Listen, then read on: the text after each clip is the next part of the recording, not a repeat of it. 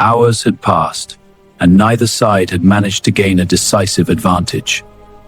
The English shield wall continued to resist every assault, while William patiently searched for even the smallest weakness. Then he noticed something few others had seen.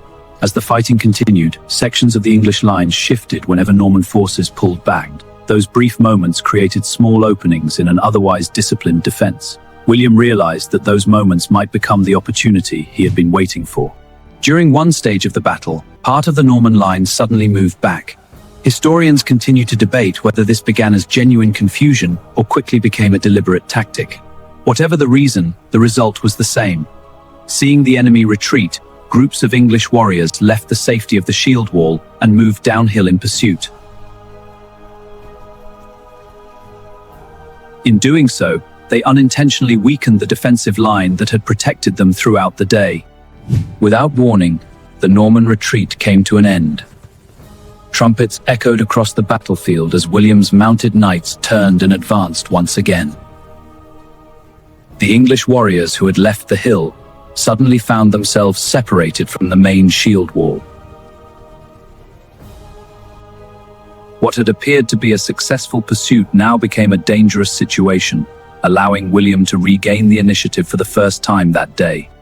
Back to the line! To the wall! Harold immediately understood the danger. His commanders called for every man to return to the line as quickly as possible. The shield wall was restored, but valuable time had already been lost. The once perfect formation now showed signs of fatigue after hours of continuous fighting. William recognized that the balance of the battle was beginning to change, and he intended to keep the pressure on. Confident that momentum was beginning to shift, William reorganized his forces once more. His archers, infantry, and cavalry prepared to work together in carefully coordinated attacks. Across the battlefield, Harold's warriors still held the high ground, but hours of relentless fighting had tested even the strongest defenders. The decisive phase of the Battle of Hastings was now approaching. The afternoon sun hung low over Senlac Hill, yet neither army was willing to surrender. Hours of continuous fighting had exhausted both sides. The English still occupied the high ground, but the shield wall that had seemed unbreakable that morning had begun to lose its perfect shape. William recognized that time was now working in his favor. Every passing minute drained the strength of Harold's defenders, while the Normans prepared for one final coordinated effort that could decide the battle once and for all. William adjusted his tactics once again. Rather than sending arrows directly into the shield wall, his archers released high volleys that descended from above. The new angle forced the English defenders to protect themselves from a different direction, while remaining alert to the advancing infantry below. It was a subtle but important change, one that increased the pressure on Harold's already exhausted army. Harold refused to abandon his position. Surrounded by his most trusted housecarls, he continued encouraging his men to stand firm. Every warrior on the ridge understood that there could be no retreat. Behind them lay the road to London and the future of England itself. If the shield wall held, the invasion might still be defeated.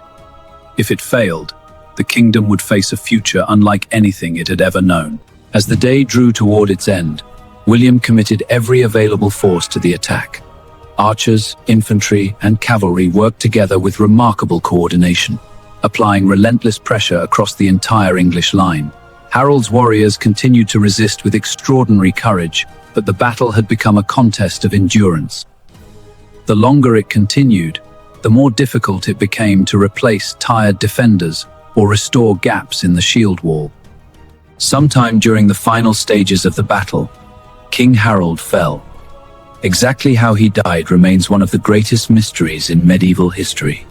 Some contemporary accounts suggest he was struck by an arrow, while others describe him falling during the fierce fighting around his royal standard. Whatever the truth, one fact is beyond dispute. Once Harold was gone, the English defense began to collapse.